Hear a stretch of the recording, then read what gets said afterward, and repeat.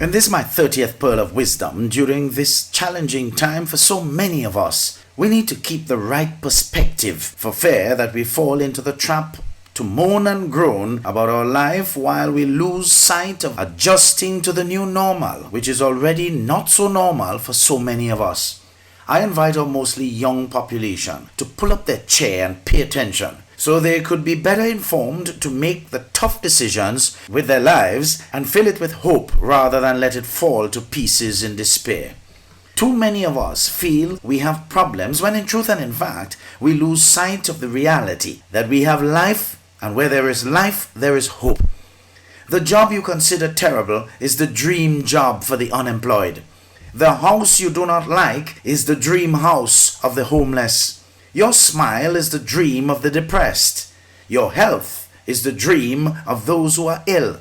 Don't let difficult times make you forget your blessings, folks.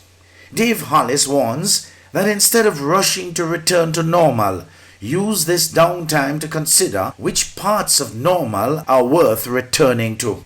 If you really practice Christianity, you ought to recall being taught by the accompanying good book to set your minds and keep them on what is above, the higher things, not on the things that are on the earth.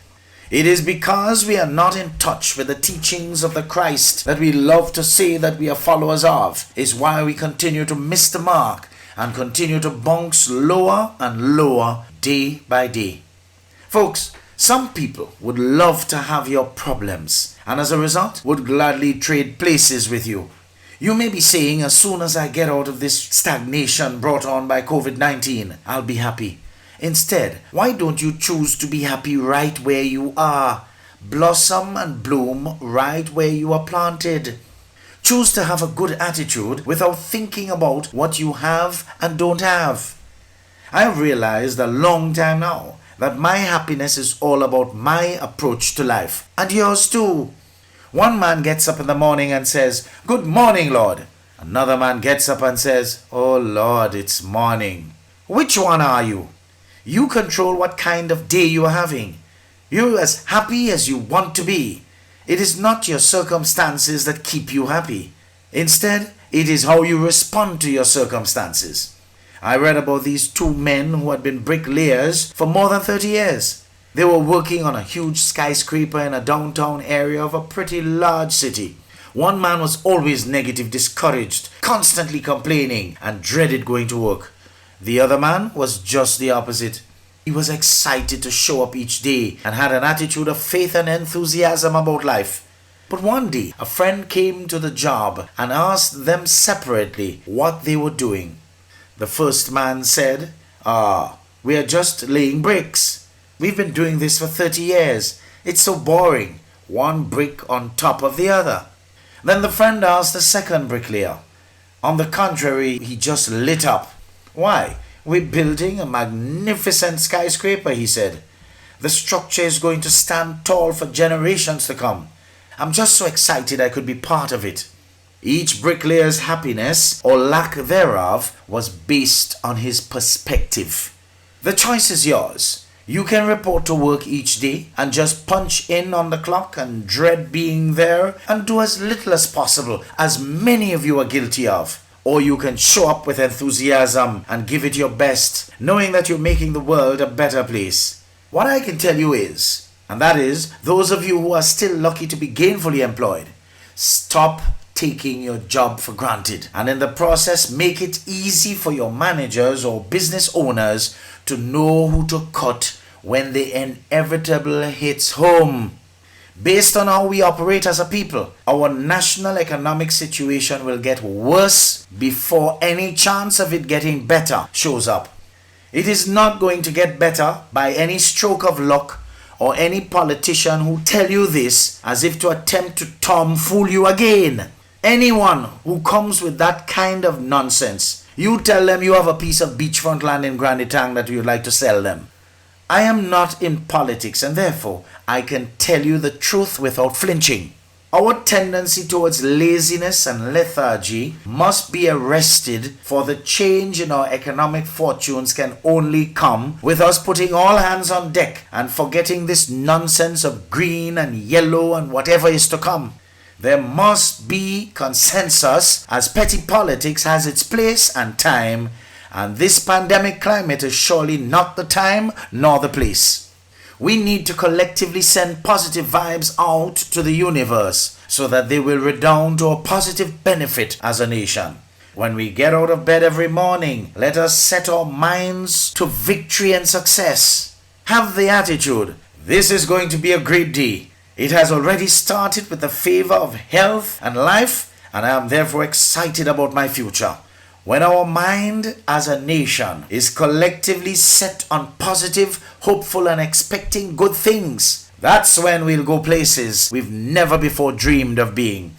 New doors will open, new opportunities, and the right people will come across our path. Stop getting up in the morning and starting off in neutral. You must continually choose 24 hours a day to keep your mind on positive things of the Master, especially being on guard during times of adversity and times of personal challenge and crisis. But we have to do some house cleaning if we want to get to the promised land of a positive mindset in challenging times. Those toxic people in your lives with the following traits must be identified and avoided like the plague, for fear that you remain in this perpetual downward spiral with your life. Negative people, those who have enough time to spare to gossip and spread negativity. The less you respond to or spend time with negative people, the more peaceful your life will become. And toxic people will pollute everything around them, including you. Don't hesitate to disinfect and fumigate your environment after they are gone. Critics, those who criticize you or others all the time. People who criticize others are unaware of how much pain they themselves are experiencing. And happy people make others smile. People who are a waste of your time. Never allow others to steal your precious and valuable time. When you give away your time, it is a precious piece of you that you are giving away that you will never get back. Avoid such people. Don't worry about them. They will find someone else. Life is much too short to waste your time with people who are of no benefit to you or others. What about the jealous ones? People who are jealous of you because they are not happy at your success and achievements. They often say, why not me? These people, instead of making their own progress, they spent their time undermining others.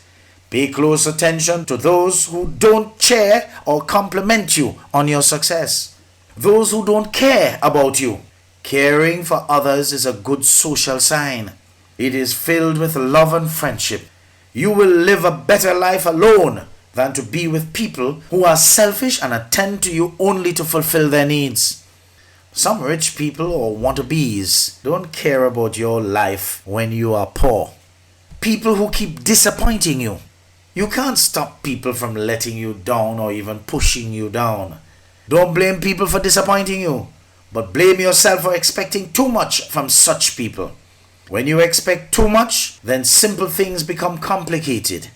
Expectation truly is the root of all heartaches. Don't let it kill you. People who are self-centered.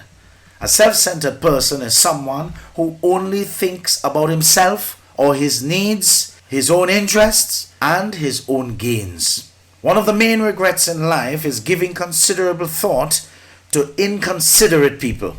Everyone is not your friend. Some hang around you for their needs and gains. When you do good, you might be accused of being selfish with ulterior motive. Anyway, continue doing good. Be on the lookout and act accordingly. So join me in saying hello to all the inspiring, spirit-centered people who, in spite of their challenges, still manage to wear a broad smile in this often dark world. I invite you all to join me in admonishing each and every one to be the reflection of what they want to receive. If you want love, remember to be more lovable yourself.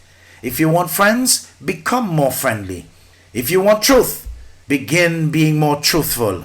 If you want respect, be more respectful to everyone, because people generally do not respect disrespect. If you want honesty, be honest for yourself. In life, we always receive what we give. It is a law of nature that you can't go against or ignore. If you complain all the time, you will hear all the time complaints in return, because that is what you're attracting. What we put our attention on, we get more of. So change your focus. Because remember me telling you this, whatever you focus on the longest becomes the strongest in your life. So focus on happiness, on success, on genuine friendship and true love. Be an encourager instead of just a blamer. What do you want to receive today? It is always your choice. To your unlimited possibilities.